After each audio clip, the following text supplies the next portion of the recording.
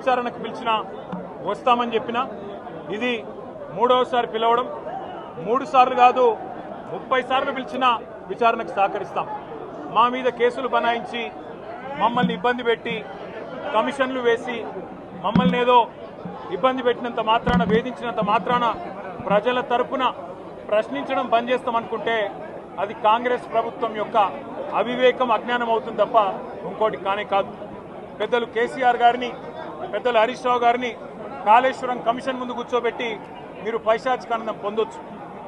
ఇవాళ ఏసీబీ ముందుకి విచారణకు పిలిపించి కొంత మానసికంగా రాక్షసానందం పొందుతూ ఉండవచ్చు, అవసరమైతే అరెస్ట్ కూడా చేస్తారు కావచ్చు.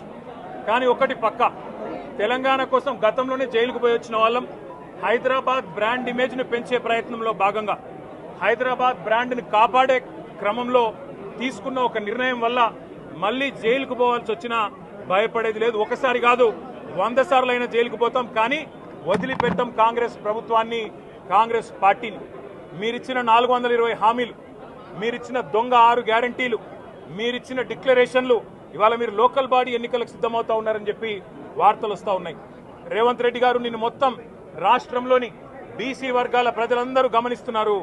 42% రిజర్వేషన్ ఇచ్చి 42% రిజర్వేషన్ ఇస్తాం అని కామారెడ్డి డిక్లరేషన్లో చెప్పి మోసం చేసి ఈరోజు స్థానిక సంస్థల ఎన్నికలకు మరి రిజర్వేషన్ ఇవ్వకుండానే పోతున్న వైనాన్ని కూడా బీసీలు గమనిస్తూ ఉన్నారు. రైతు బంధు పేరిట ఎలక్షన్ బంధుగా మార్చి ఎలక్షన్లు వచ్చినప్పుడు మాత్రమే రైతు బంధు వేస్తున్న విషయాన్ని రైతులు గమనిస్తున్నారు. నెలకు 2500 ఎగ్గొట్టిన విషయాన్ని ఈ రాష్ట్రంలోని మహిళలు గమనిస్తూ ఉన్నారు. 2 లక్షల ఉద్యోగాలని చెప్పి నువ్వు చేసిన మోసాన్ని ఈరోజు రాష్ట్రంలోని యువత గమనించింది. కాబట్టే నీ దగ్గర చెప్పుకోవడానికి సమాధానం లేదు, చెప్పుకునేందుకు ఏమీ లేదు. కాబట్టి ఏం చేయాలి, నువ్వు ఏదో ఒక డైవర్షన్ మీద, ఏదో ఒక రకంగా ఒక కమిషన్ అని, ఎంక్వైరీ అని, ఏదో జరిగిందని, ఇదిగో పులి అంటే అదిగో తోక అని, నువ్వేమో దున్నపోతు తినిందనగానే నీకు తయారుగా నీ జోడీదారు బీజేపీ రెడీగా ఉన్నాడు. నువ్వు దున్నపోతు తినిందనగానే వాడు దుడ్డని కట్టేయని వాడికి వస్తాడు. మీ ఇద్దరి దొంగ భాగోతం, మీ ఇద్దరి దొంగ నాటకాలు తెలంగాణ ప్రజలకు అర్థమైనాయి.